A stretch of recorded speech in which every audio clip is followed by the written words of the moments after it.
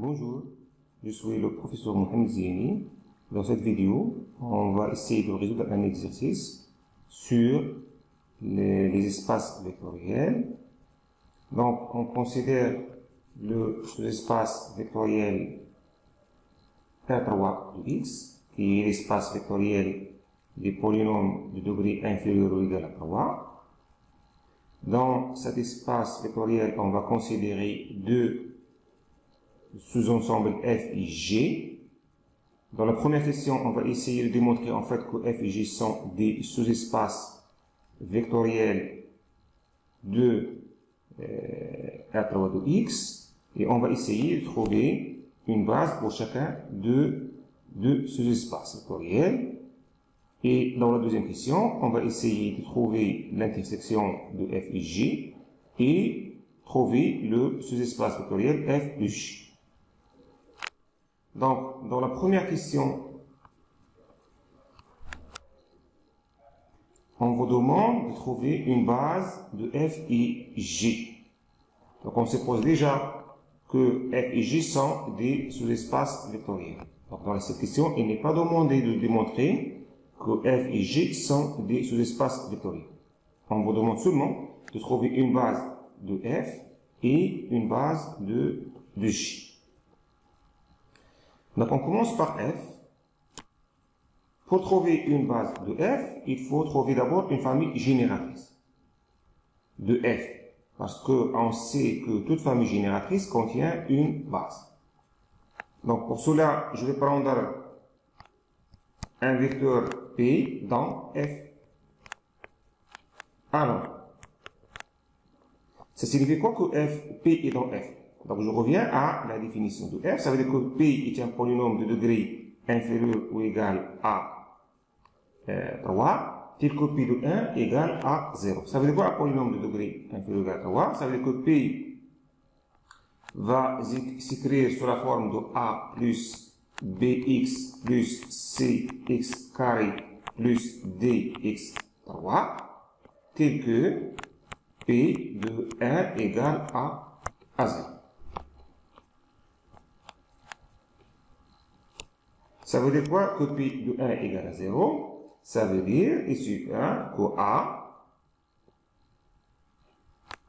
plus B plus C plus D égale à 0. Donc, il suffit de remplacer x par 1. Et donc, il faut considérer cette équation comme un système linéaire. Donc, ici, vous avez 4 variables avec une seule équation. Donc, vous avez 3 paramètres. Ça veut dire on va exprimer une variable en fonction de trois autres variables. Par exemple, je peux choisir D égale moins A, moins B, moins C. Tel que A, B, C sont dans R. Ça veut dire que ce sont des paramètres. Vous pouvez par exemple exprimer A en fonction de B, C, D. Ou exprimer B en fonction de C, D, A. L'important, c'est que vous avez exactement 3 paramètres. Donc, qu'est-ce qu'elle va devenir dans ce cas? Le polynôme P, il va devenir tout simplement A plus BX plus CX carré plus moins A, moins B, moins C, X, 3, que je peux écrire sous la forme de A1 moins X3, plus B fois X moins X3, plus C fois X carré moins X3, avec toujours que A et B et C sont des paramètres, sont des scalaires qui comptent dans R. Très bien. On va noter ce polynôme par P1, le deuxième polynôme par P2 et le troisième polynôme par P3. Et donc, qu'est-ce qu'on a démontré en fait? Parce que ici, j'ai pris un vecteur arbitraire dans F, et on a trouvé que P s'écrit comme combinaison linéaire des vecteurs P1, P2, P3. Donc, on peut généraliser pour chaque polynôme. Donc, quel que soit P dans F.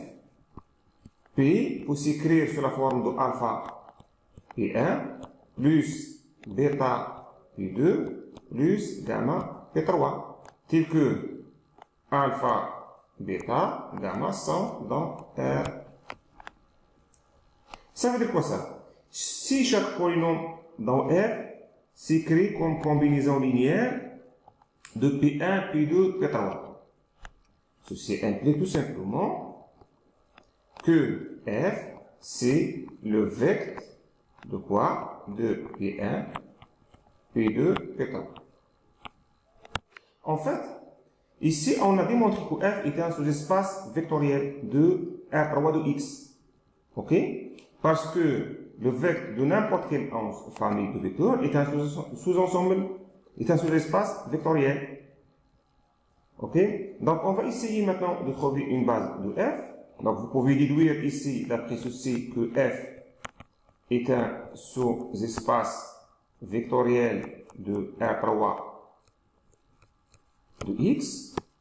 Et donc, si vous prenez la famille suivante, je vais prendre la famille B1 égale à P1, P2, P3. Cette famille est une famille génératrice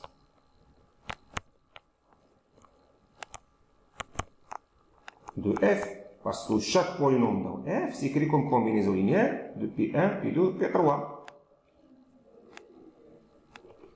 La deuxième chose, c'est que B1 est libre.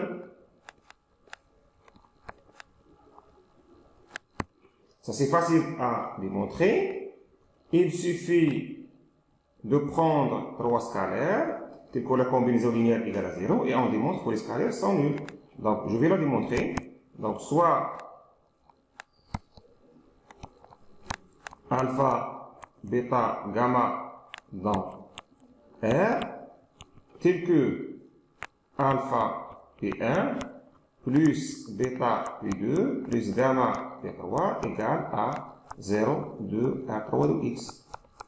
Pourquoi 0, R3 de X? Parce que P1, P2, P3 sont des polynômes de R3 de X. Alors, vous aurez alpha facteur de 1 moins x3 plus bêta x moins x3 plus gamma x2 moins x3 égale à 0 plus 0x plus 0x carré plus 0x3. Ça signifie quoi ça? Donc, on va essayer de trouver alpha, bêta, gamma en résolvant un système linéaire, en identifiant à gauche et à droite les coefficients des constantes, les coefficients de x, les coefficients de x carré, les coefficients de x3. Donc, on commence par les constantes. Donc, on a seulement une constante dans le premier polynôme, donc vous avez alpha égale à 0. Ça pour les constantes. J'ai identifié les constantes à gauche, les coefficients des constantes à gauche et à droite. Pour les coefficients de x, on va identifier les coefficients de x à gauche et à droite. Donc, à gauche, vous avez, dans le premier polynôme, on n'a pas x, donc vous avez bêta. Mais dans le troisième polynôme, il n'y a pas de x. Donc, on va écrire ceci égal à 0. On va identifier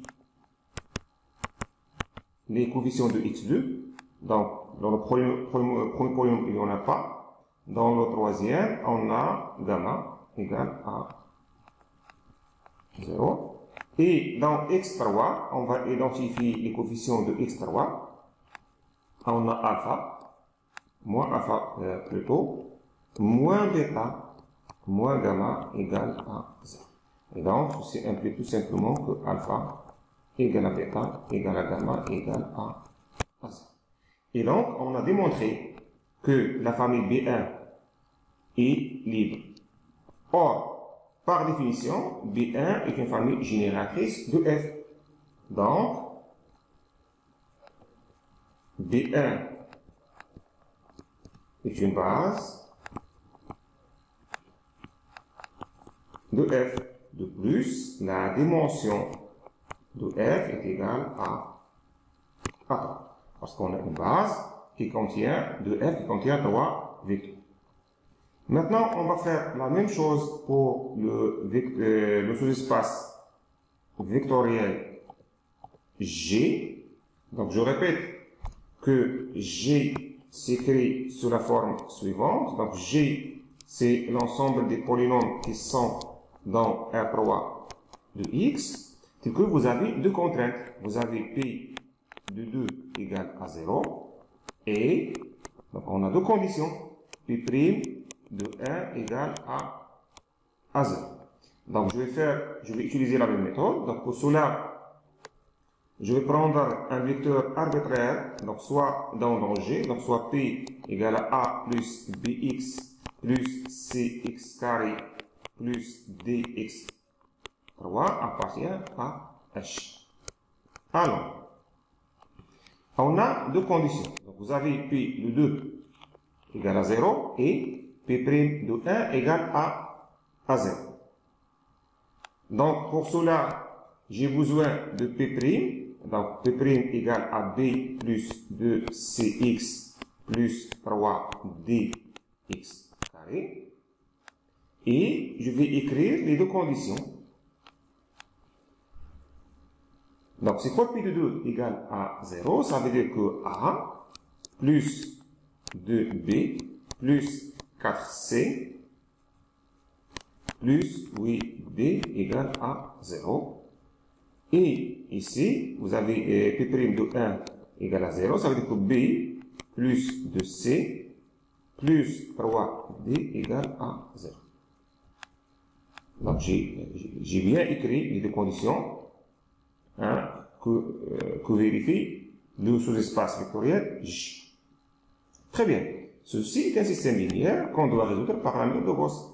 Mais il est déjà échelonné, ça veut dire je ne peux pas faire des opérations de Gauss sur le système. Ça ne sert à rien de le faire parce que le système est déjà sous forme triangulaire. Donc ici, vous avez combien de variables? Vous avez 4 variables, mais 2 équations. Donc, ça veut dire que vous avez 2 paramètres. Ça veut dire à droite, je dois avoir 2 variables. Ça veut dire quoi ça? Par exemple, je commence par la dernière équation. Donc, je vais écrire B, C moins 2C moins 3D. J'avais dit on doit avoir 2 paramètres. Ça veut dire à droite, je dois avoir 2 variables. Et la même chose, par exemple ici, je vais choisir A, c'est moins 2B, moins 4C, moins 8D, égale, si vous remplacez B par sa valeur, vous allez trouver exactement que ça égale à moins 2D. Parce que il suffit de remplacer B par sa valeur. Vous avez B, c'est moins 2C moins 3D, que je vais remplacer ici, et après je fais les simplifications. À la fin, je vais obtenir que A égale à moins 2D, et B égale à moins 2C moins 3D. Mais il ne faut pas oublier d'écrire ici que C et D sont des paramètres qui sont dans R. Très bien. Si je reviens maintenant à mon vecteur P, qu'est-ce qu'elle va devenir? Elle va devenir moins de D, parce que je vais remplacer A par sa valeur. Après, on va remplacer B par sa valeur, ça veut dire moins 2CX, moins 3DX, plus CX carré, plus DX3, que je peux écrire aussi sous la forme suivante. Donc, c'est D facteur de moins 2, moins 3x, plus x3, plus c facteur de moins 2x plus x4, avec d et c sont des paramètres. Donc, on va noter ce polynôme comme Q1 et ce polynôme comme Q2. Et donc, comme tout à l'heure pour le sous-espace vectoriel F, on a pris P arbitraire dans J, on a trouvé que P s'écrit comme combinaison linéaire de Q1 et Q2. Et donc, que G, c'est le vecteur de Q1 et Q2.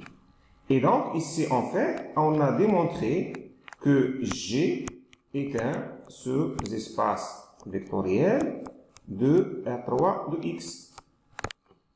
Maintenant, si vous prenez la famille Q1, Q2, je vais la noter par exemple B2 qui est égal à Q1, Q2, ça c'est une famille génératrice de G. Et il est facile de démontrer que B2 est libre. Il suffit d'utiliser la même méthode qu'on avait utilisée dans F. Et donc, ça signifie quoi ça? Ça signifie que B2 est une base de G et la dimension de G égale à 2. Très bien. On passe maintenant à la question suivante. Donc, on vous demande de déterminer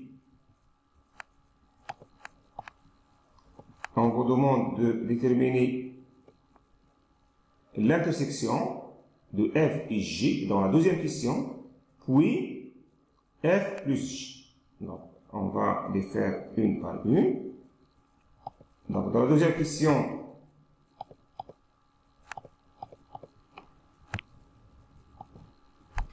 on va commencer par déterminer F inter G. Donc, soit P un polynôme dans F inter G, alors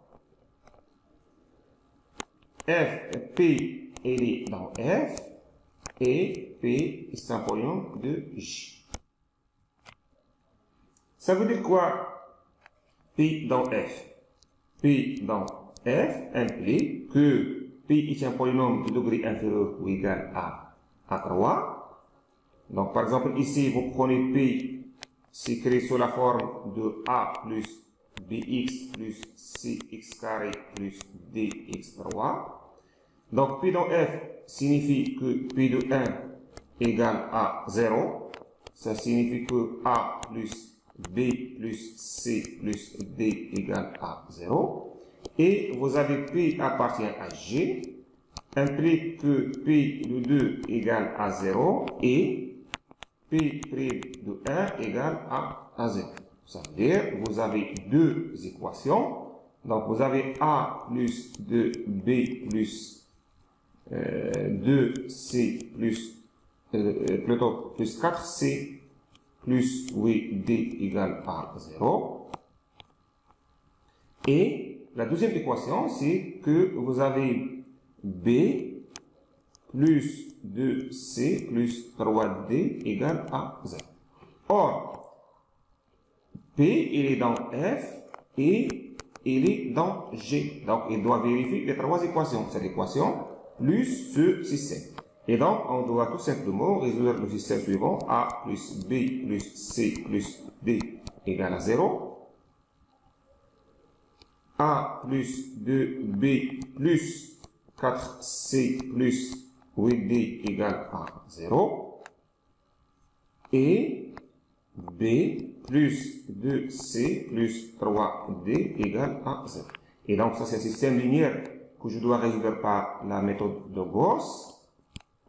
Donc, je ne vais pas changer la première ligne. Ce sera A plus B plus C plus D égale à 0.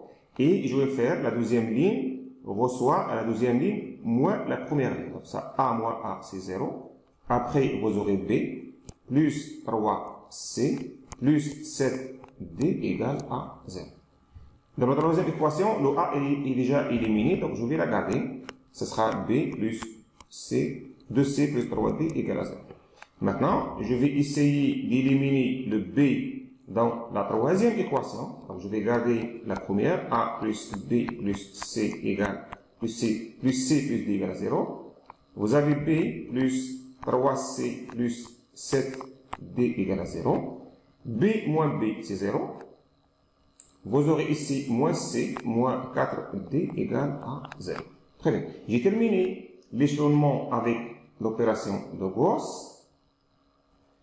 Vous avez 4 variables qui sont A, B, C, D, mais vous avez 3 équations. Donc, vous avez un seul paramètre. Ça veut dire, à droite, je dois écrire une seule variable. Donc, par exemple, je vais choisir le D. Donc, vous aurez C égale à moins 4D.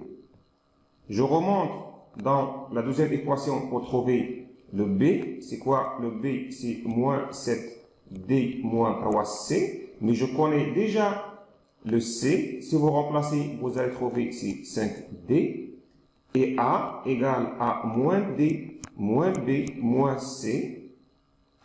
Et je remplace B et C par leur valeur. Vous allez trouver, c'est exactement moins D. Vous avez remarqué que j'ai exprimé A, B et C en fonction seulement de D. Et donc, le D est un paramètre ici. Et donc, qu'est-ce qu'elle va devenir maintenant? Le polynôme P. Donc, P va devenir tout simplement, je vais factoriser.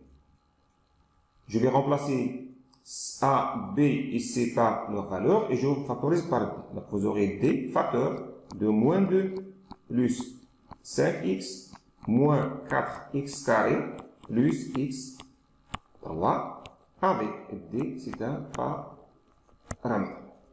Par exemple, vous pouvez noter ce polynôme comme Q3. Et donc, on revient à notre première hypothèse. Donc, on a pris un polynôme quelconque dans f inter g et on a trouvé que ce polynôme s'écrit comme combinaison linéaire de Q3. Donc, ceci implique tout simplement que f inter g, c'est le vecteur de Q3. Et on a bien déterminé f inter g qui est le sous-espace vectoriel engendré par le polynôme Q3. Remarquez que Q3 est différent de 0. Et donc, on va écrire quoi? Donc, vous avez Q3 est une famille génératrice de f inter g, et il est libre parce qu'il est différent de 0. Donc, Q3 est une base de f inter g, de plus la dimension de f inter g est égal à 1. Très bien. Maintenant, on va passer à déterminer c'est quoi f plus g. Pour cela, on va utiliser le théorème de Grassmann. Vous savez bien que la dimension de f plus g égale à la dimension de f plus la dimension de g moins la dimension de f inter g, qui est égal à 3 plus 2 moins 1 égale à 4. Et ça, c'est exactement la dimension de R3 de x. De plus, on sait que f plus g est un sous-espace vectoriel de R3 de x. Pourquoi? Parce que f est un sous-espace vectoriel de R3 de x et g est un sous-espace vectoriel de R3 de x. Et donc f plus g est un sous-espace vectoriel de x. Et donc, si vous avez la dimension de f plus g égale à la dimension de R3 de x, et f plus g est un sous-espace vectoriel de x, donc f plus g, c'est exactement R3 de x. Donc, qu'est-ce que j'ai utilisé ici? J'ai utilisé le résultat suivant du cours, c'est que si vous avez f, de manière générale, ce espace vectoriel de E, et vous avez la dimension de f égale la dimension de E, ceci implique automatiquement que f égale à E. Et donc, on a bien terminé cet exercice. Je vous souhaite bon courage et à une prochaine.